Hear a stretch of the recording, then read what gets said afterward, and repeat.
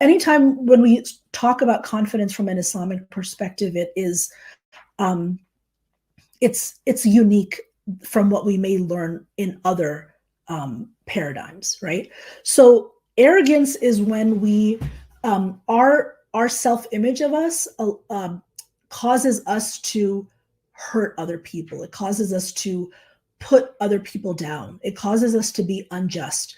Whereas healthy confidence is when we are able to shine and be the best version of ourselves, thereby feeling good on the inside, but also doing what's pleasing to Allah. So it's a win-win. A lot of times we fear, I don't know if fear is the best word, but we're a little bit nervous about being confident. We think that it's dangerous. We think that if I'm a good Muslim, I should always sort of put myself down in a way. And in Islam, there's two concepts. There's modesty, which is good, and then there's blameworthy modesty. So just think about that for a moment, that the fact that there is certain types of humility that is actually not what Allah wants from us. I'll give you two examples of modesty that is not pleasing to Allah. One is when we are so humble that we don't ask questions about our deen.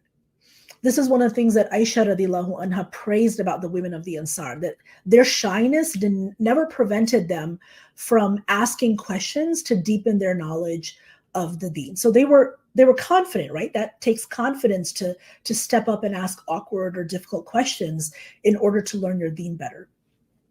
The other one, which is really, really important, is when we think that in our dealings with people who are critical of our faith, whether they are fellow Muslims or non-Muslims, that we should always lower ourselves. We should always be humble. And that is not true.